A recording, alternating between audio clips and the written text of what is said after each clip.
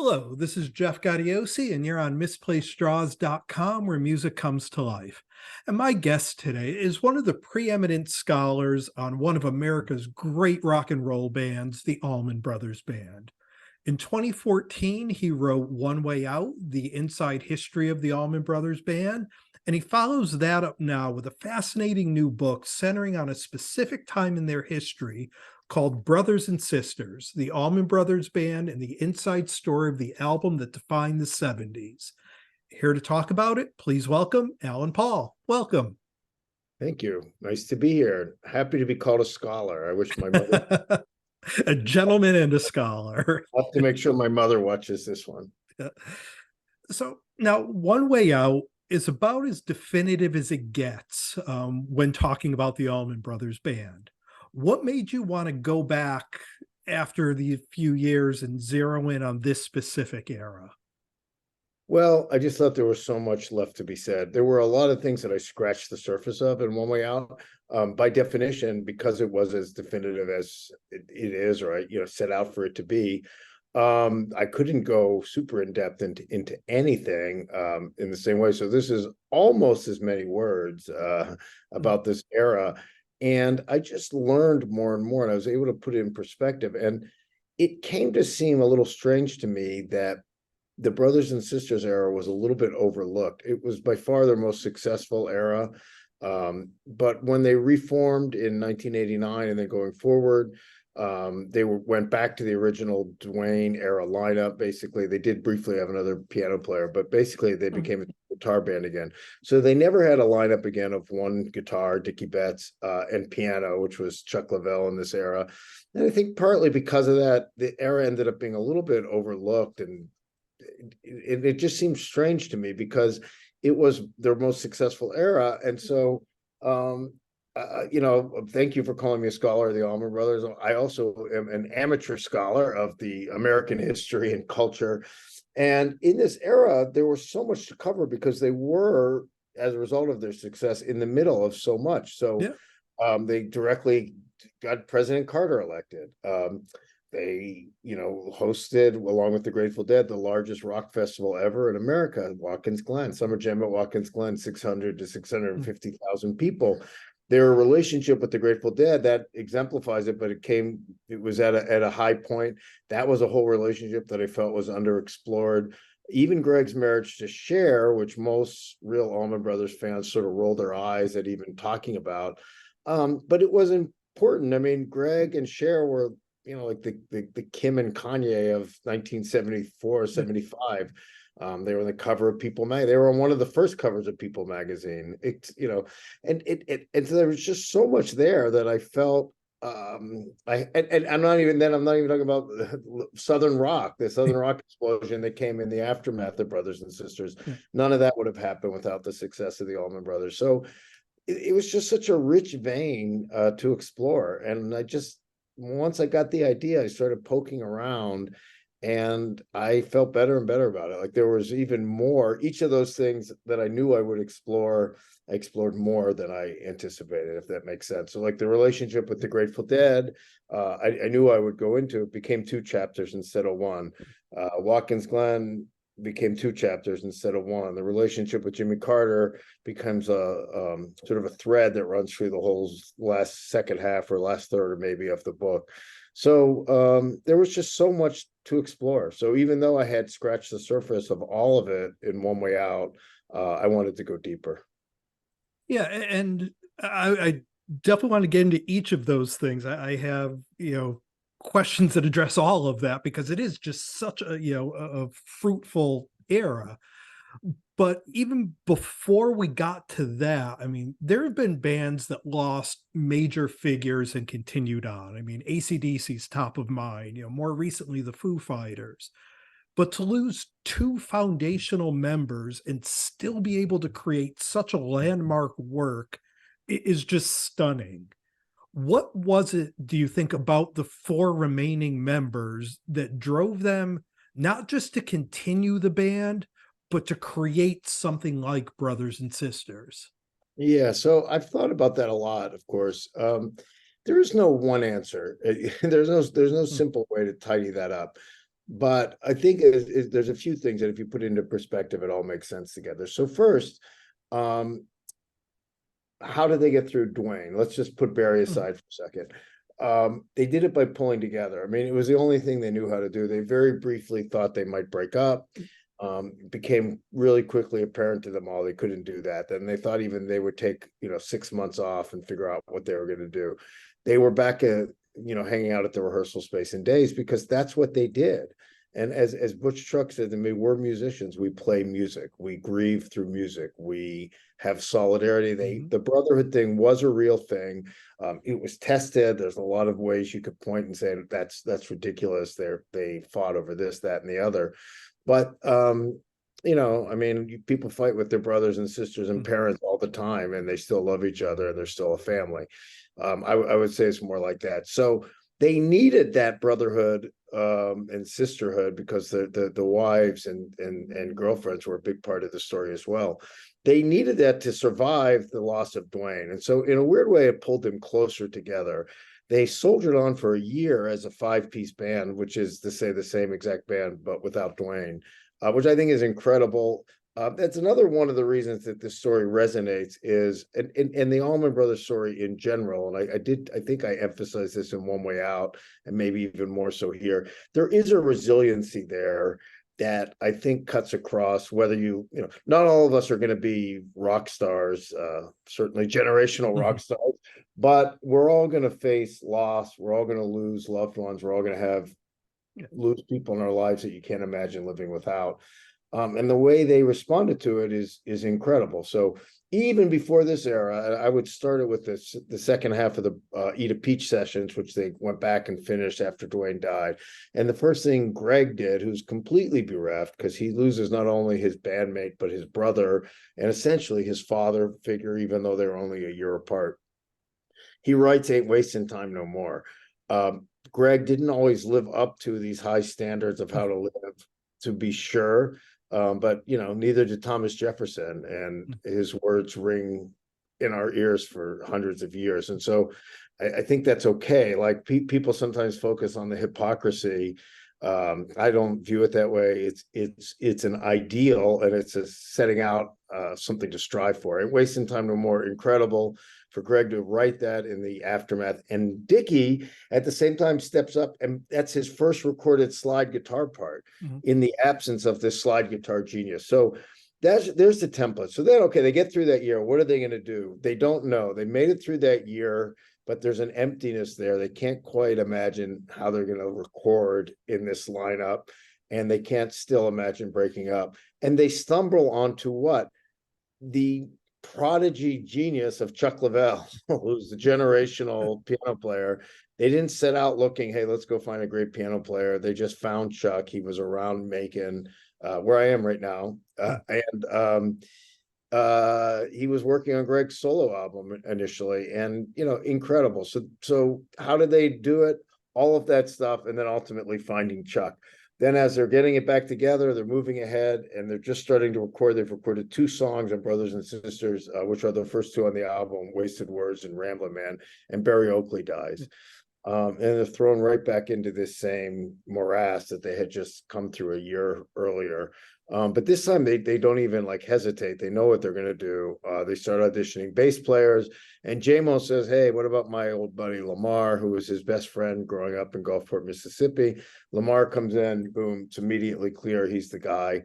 And so that's how they did it. They shifted just subtly. It's not like drastically different, but it's clearly a different band. They didn't try to make new guys play like Barry and Dwayne, which would have been horrible. They find great new guys and they establish a bit of a new identity. And Dickie steps forward as chief frontman, basically, and you have this whole new band and a whole new era. Yeah, and for me, I mean, I was literally, being born as this was happening. I'll be 51 now. So I've listened to the music, but kind of out of context. And I guess I never realized till this how intertwined Greg's solo album Laid Back is with Brothers and Sisters. The two were recorded at the same time in the same place with a lot of the same people, but yet you'll never find two more different records. is that kind of a function of Dickie put the band on his back and soldiered on, whereas Greg kind of Um, took yeah, his focus more solo? um, there's not a direct answer to that, but Mm, yes, it partly yes, for sure. So Greg it's an amazing thing also because Greg is a mess by all accounts. I mean, yeah. he's using heroin, he's drinking a lot. Um, he doesn't show up sometimes for days at a time, and everyone's worried about him. At the same time, he's in the middle of recording two fantastic albums that 50 years later sound great. Laid Back is really the template for his whole solo career. So Greg always had that side of him. I mean, he just did, and people don't associate him with like a singer-songwriter Mm, stuff or California folk, because they tend to focus on like the one way out, a growly side of Greg. But if you just stop and think for a minute, I mean, think about Midnight Rider, think about Melissa, think about Come and Go Blues. mm.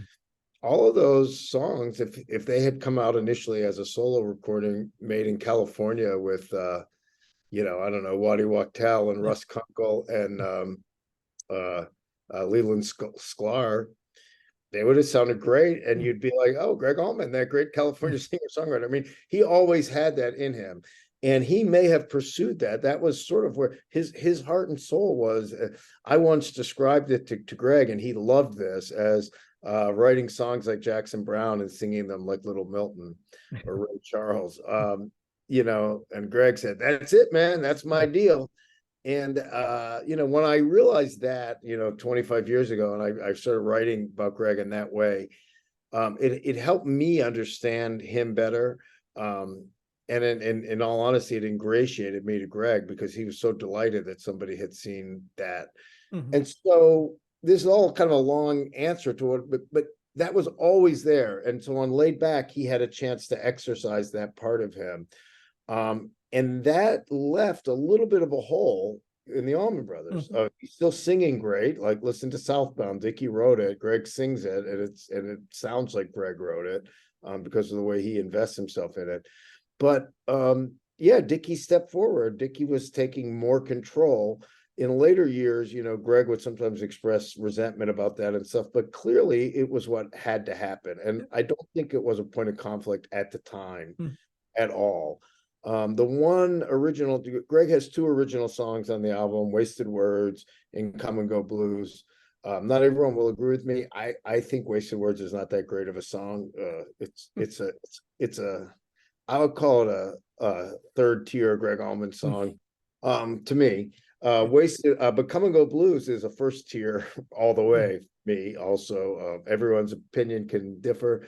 But so Come and Go Blues is the one song that could have been on Laid Back. Yeah. Would have sounded a little different. In fact, he did record on his second solo album, Playing Up a Storm. So that fit into the Greg solo oeuvre as well as in the Allman Brothers.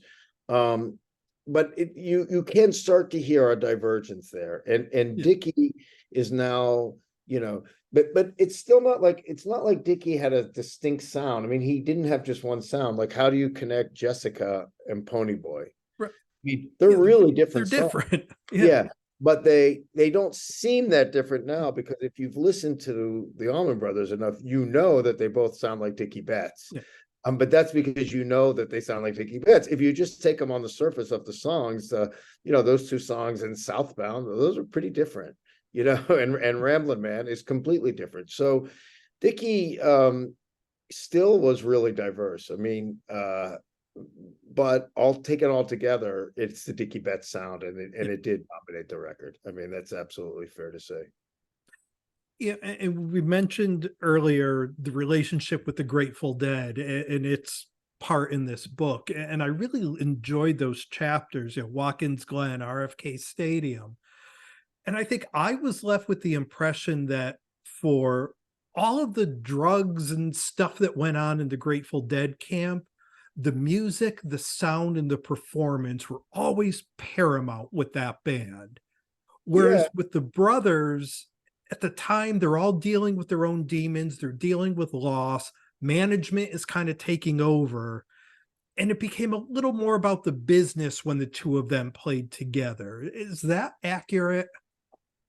Uh, yeah, sort of. I mean, so the musicians definitely had a relationship. Initially, especially Dwayne and Jerry Garcia and Phil Mm, Lesh.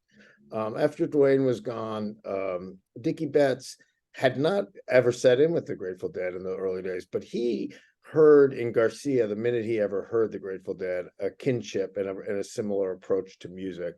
And you start to see that come to the fore. So there was a real musical relationship there, but there also was a business relationship. So Sam Cutler, who was the co-manager of the Grateful Dead at the time, and Bunky Odom, who was in essence the day-to-day manager of the mm, Allman Brothers. He worked for Phil Walden, who was the manager, but Bunky was the guy who did things day to day. Sam and Bunky had a really good relationship. And so that's what allowed them to plan out RFK Stadium and Watkins Glen. If those two guys hadn't gotten along so well, those things never would have mm, happened. But it's not like the bands just showed up and played and didn't talk to each other. I mean, they had a real kinship. J-Mo and Bill Kreutzmann love each other. Jerry and Dickie loved each other. Um, Chuck, unfortunately, Chuck never sat in with the Grateful Dead, which would have been yeah. phenomenal to hear. I that's my own personal regret. Mm, Like, come on, Chuck. mm, But of course, they had Keith Gottschall then, they had a great piano player on their own. But no, there was a really real relationship there, and it was growing. It seemed to be something that could go on forever. But in weird point of fact, they never played together again after mm, Watkins Glen, which has always been a bit of a mystery that I explore and try to answer in this mm, book. And I don't want to give away everything because it would take too long, but there is no simple answer, yeah. but I do break it down a bit. But I think the relationship was really real, and it's truly a shame that it never, that it ended at this point, because there was more room to run there for sure. Yeah. Yeah, we talk a bit about the cultural impact that the band had outside of music. We talked about Greg's marriage to Cher, and even though he was one of the biggest rock stars in the country, it sounds like from the book that even he wasn't prepared for what Right. was coming with that. That's absolutely true. So, we haven't talked about this yet, but I need to say this to put it in a little context. So Kirk West, who was a sort of ultimate Allman Brothers insider, and he's the Mm, guy who I became close with and brought me in, or helped me transition from being, like just a regular journalist writing about the Allman Brothers to an insider. In the mid 80s, he was working on a book. He did tons of interviews with everyone involved, all of the members of the band, except Lamar Williams, who had already passed mm, away, sadly, as well as Phil Walden and Bill Graham and a lot of people, spouses, crew, etc. And when I started writing this book, Kirk said to me, "Would you like my tapes?" Well, of course, I would like your tapes, Kirk. That's just an incredible thing for a biographer. And that, go back, why did I write a second book? Well, I had already started it before the tape, so I can't say that's why I mhm. wrote it. That would be not exactly accurate, but it played a huge role, and it certainly played a huge role in allowing the book to be really, really special and unique. And one of the things in there is that Greg spoke really, really openly about his relationship with Cher, with Kirk in these 1986 and 87 interviews. In later years, as I mentioned, I did a lot of great interviews with Greg. I had these great musical conversations with him. I explored everything from Ray Charles to Jackson Browne to the history of the band. But Cher and his marriage, all of his marriages really were a bit off limits. It was just made clear, like, just, leave that stuff alone, which of course I respected. But he spoke really, really openly about his relationship with Cher, with Kirk, and that allowed me to really write about it in a way that made sense and put in the context of Greg and of the Allman Brothers, and not just of a celebrity relationship, so to speak. Um, I think that when people read this, it will all make more sense than it seems to on the surface.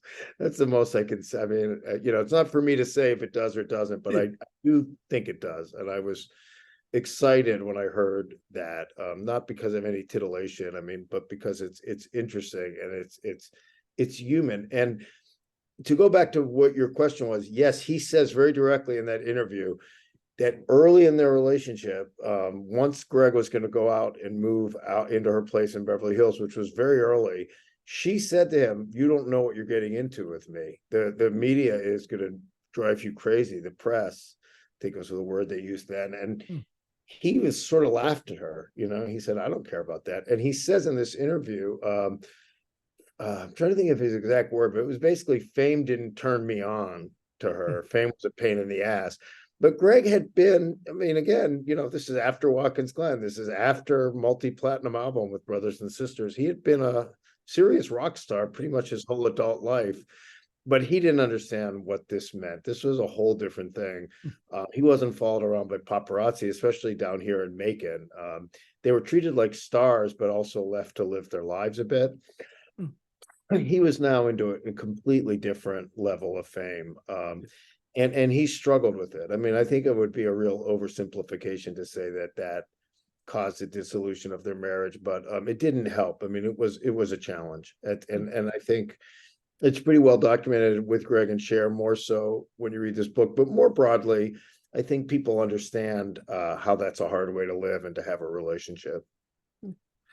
And the thread that, as you said, goes through the ending part of the book with Jimmy Carter and his campaign, that completely fascinates me. Oh, thank you. In later Me as years, well. we had Rock the Vote, and Clinton always had music surrounding him, and Springsteen did the Vote for Change tour. But back then it was unheard of. And here, not only did a candidate partner with a rock band, but partnered with a rock band known for their drug use and everything else.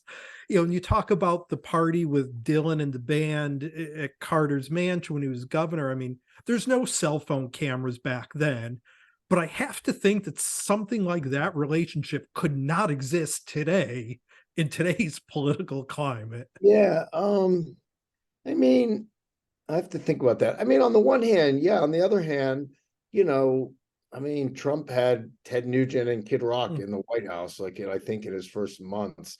Bruce Springsteen, Beyonce, were playing benefits for Hillary Clinton. They've played for so the level of the relationship and the intimacy of it. I think you're right. But the other side of it, just these kind of musicians being really involved in campaigns on both sides now is more common. It was really kind of wild. I mean, remember that, the president was Gerald Ford, I mean, who took over for Richard Nixon, who took over from Lyndon Johnson, right? I mean, these are not, I mean, who did Richard Nixon hang out with? I mean, Boone and that type of stuff. I mean, seriously, Lawrence Welk, I don't know. I mean, and it wasn't just a Republican Democrat thing. Again, I mean, Lyndon Johnson, I don't know what kind of music he liked, but it wasn't the Allman Brothers or the Grateful Dead. Jimmy Carter, there's a quote in the book from Peter Conlon, who was really involved in the Carter campaign, liaisoning, if that's a word, with musicians. He said Jimmy Carter wasn't an opportunist, but he saw an opportunity. Yeah. And I think that sums it up pretty well. I mean, he needed help. He needed money, which these bands could raise, and he needed attention. He was a one-term governor of Georgia. No one really knew who he was. And the Allman Brothers and the Marshall Tucker Band and lots of Willie Nelson, other musicians could provide all of that. But also, he really liked them. He genuinely liked the music. He had Muddy Waters at the White House. He had Dizzy Gillespie. This is stuff we take a little bit for granted now, that, jazz and blues and rock and roll are the great American art forms. I would argue they are the great American art forms. They're a great export. I mean, I've lived in China. I've played this music across China. I know its power. I mean, we have a soft power with this that we give away foolishly, in my opinion. But this is all sort of a new concept for a president to be inviting Muddy Waters to play on the White House lawn. And the Allman Brothers were part of that. Phil Walden, who was their manager, conflicting figure. I think I bring out a lot of the contradictions in the book. But he was the one who really saw this power. He was the one who just said to Jimmy Carter, I got this, we're gonna do this. And but just as Jimmy Carter genuinely liked the music, the guys in the Allman Brothers genuinely liked Jimmy Carter as a person and as a politician. And a big part of that, and also for Phil Walden and for Alex Cooley, the great Atlanta concert promoter who put on the Atlanta Pop Festival and was one of the early pioneering rock promoters, just sort of like the Bill Graham of the Southeast, you could say. Um, these guys like Phil Walden, Alex Cooley, and the members of the Allman Brothers, they hated that their region of the country was so associated with racist. I mean, Carter's predecessor as the governor of Georgia was Lester Maddox, who was just a virulent racist. I mean, he owned a restaurant, and when they tried to integrate it, he beat black college students with an axe handle rather than serve them a grilled cheese sandwich or whatever. I mean, that's like that's and they were embarrassed by that. That picture was on there was an Associated Press picture of Lester Maddox beating people with an axe handle. They hated that they would go around the country and be associated with stuff like that. So they really liked Jimmy Carter, and I think the racial politics of it were key to that. I know for sure they were with Phil Walden. And as that was going on, I mean, there was the lackluster win, lose, or draw record. And sort of the last straw of the band was Greg testifying against Scooter Herring. And that was used as a reason for the breakup, as a reason for the fractured relationship with the Dead. But was it more of just a convenient excuse to end something that needed to end at that time? And, Yeah. here's a reason we can use. Yeah, yes and no. Ultimately, yes, but Mm, not exactly in the calculated way you said that. yeah. Because I think it happened in real time.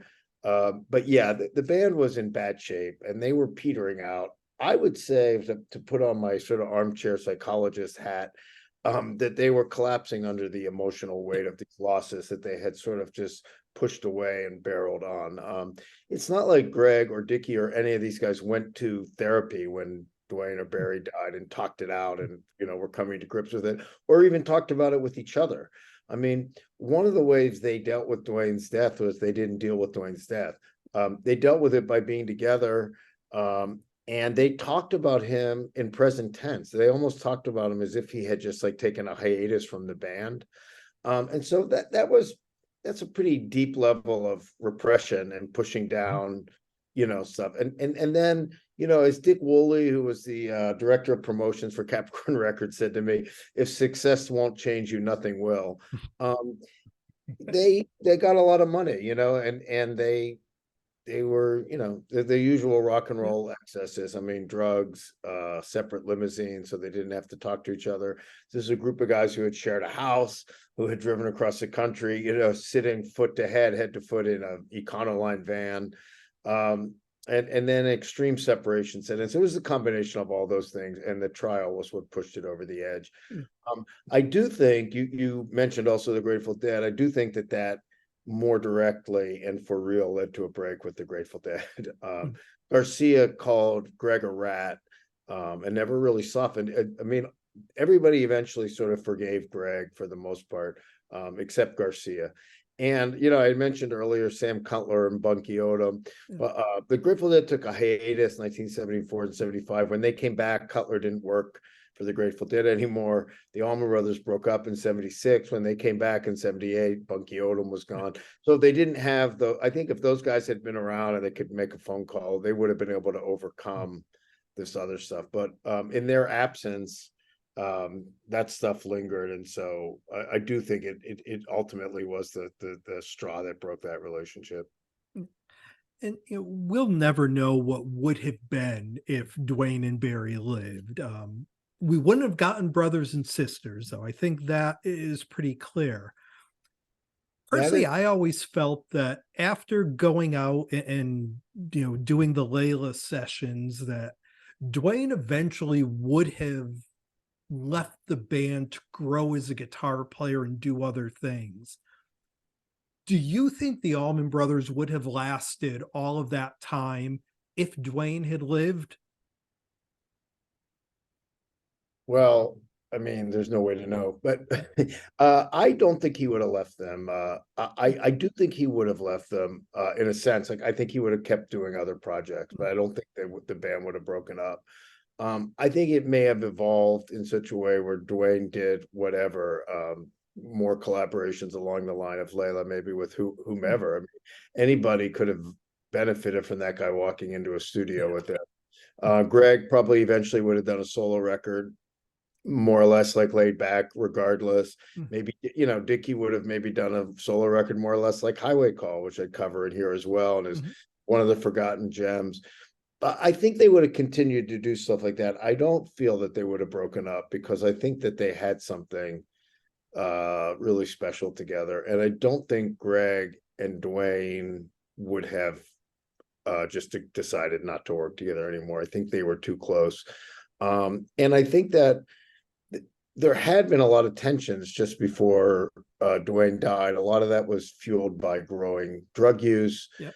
Um, Dwayne had banned needles, you know, which was a source of tension. Dwayne was snorting heroin all the time. He had a heroin problem. He didn't like needles. He didn't use needles. So he, which was not uncommon at the time, believed that he, you know, he was better because of that. He demanded to see Dickie's arms one time, and Dickie said, you know, I love you, Dwayne, but you're pushing this too far. I'm not showing you my arms. I mean, things weren't Shangri-La when Dwayne died, but they had come through that. Dwayne had just come out of rehab, whether he was really clean or would have stayed. So who knows? There wouldn't have been a straight line. Brothers and Sisters would not have happened as it happened because they probably never would have added Chuck. But I think they would have continued and done great things. I mean, listen, one of the last songs Dwayne recorded was Blue Sky. Yep. Really, really different style of guitar playing for Dwayne. That was already Dickie stepping to the fore. I think there was room for Dickie to continue to grow. And you know, Dickie thought Ramblin' Man was too country for the Allman Brothers, and Greg and everyone else loved it when they heard it. I think Dwayne would have too. He, you know, he didn't hesitate at Blue Sky, which was already quite Mm. different. So I think they would have found a way to make it work. It would have been really different, but you know, it's like Stevie Ray Vaughan, you know, Yeah. also wrote a book about. I mean, I I believe that Stevie would have done. You know, Stevie and Dwayne are incandescent talents, and we'll never know what they would have done, but they would have done a lot. You Mm. know, and there's a lot of music we never heard because of their untimely passings. Without a doubt. Well, we've been spending some time here with Alan Paul. The book is called Brothers and Sisters, the Allman Brothers Band, and the Inside Story of the Album That Defined the 70s. Alan, thank you so much for taking some time to do this. The book is a great read. I recommend it not only for fans of the Allman Brothers, but just for anyone interested in the historical perspective of music and culture in the 70s. It's a great read. So best of luck with it. And thank you so much for taking the time. Yeah, thank you for the thoughtful interview. And I'm so happy to hear you say that because I feel that way about the book. I realize it's, you know, there's probably not that many people who don't have a real interest in the Allman Brothers who are going to pick it up because of the title and the cover. And I get that. Um, but I do think there's a lot there. And so I appreciate you saying that. That's kind of you. Great. Best of luck. Thank you so much. Thanks.